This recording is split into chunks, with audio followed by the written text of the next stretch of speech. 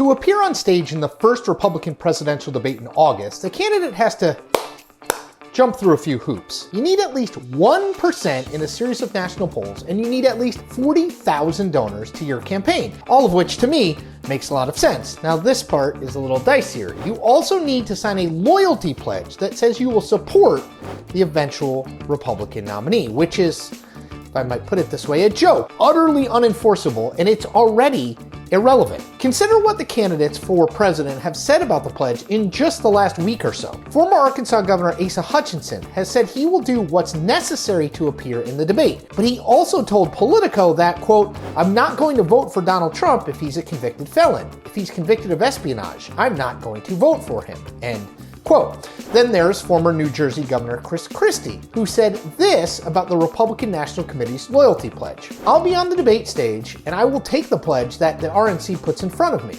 just as seriously as Donald Trump did 8 years ago." Which means that Chris Christie won't be abiding by the pledge, because if you think back to that 2016 race, the candidates were all asked in an early debate if they would pledge to support the eventual nominee. Every one of them said they would, everyone except Donald Trump. "I would have to respect the person," he explained. Now that answer began a long back and forth between Trump and the Republican National Committee that culminated with the billionaire businessman staging a September 2015 signing ceremony in which he agreed to support the eventual nominee. "The best way for the Republicans to win is if I win the nomination and I go directly against whoever they happen to put up," Trump said at that time, adding, "And for that reason, I have signed the pledge. So I will be totally pledging my allegiance to the Republican Party and for the conservative principles for which it stands."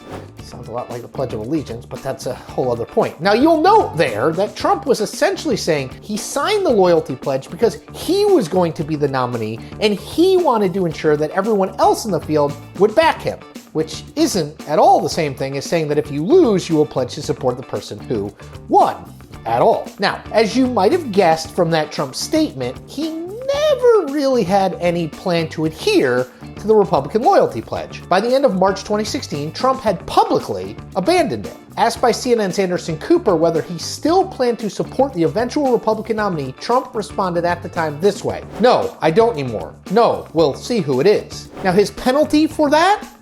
Absolutely nothing. Fast forward to this race. Trump was asked in February whether he would commit to backing whoever the party nominated. His response?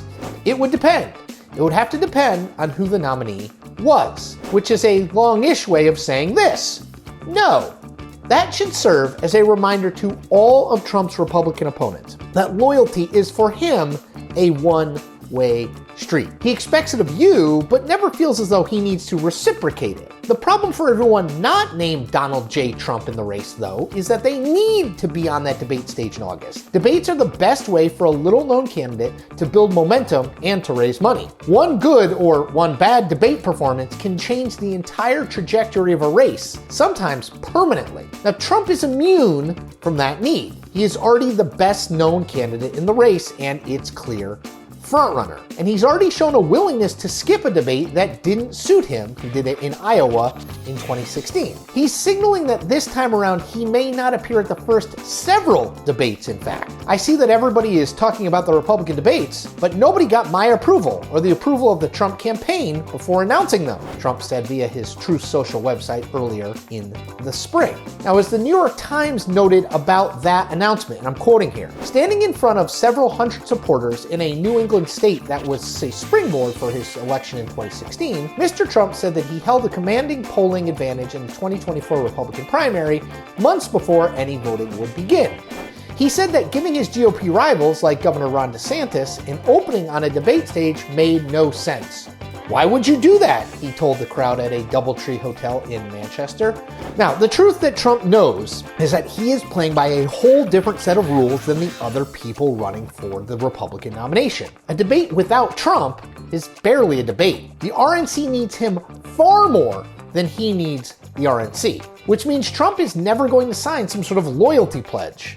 Even if he did, of course, you should never believe that he would stick to it. All of which places his Republican rivals in a bind. Signing the pledge is their entrance to a spotlight and a stage they all badly need. But you know you're dealing with a bad faith actor in Trump who won't show you the same loyalty you are showing him. So what? The best course is the one being charted by Chris Christie. Sign the pledge knowing that it's utterly meaningless, and then do exactly what you need to do, regardless of what that piece of paper says. You know Donald Trump will be doing the same.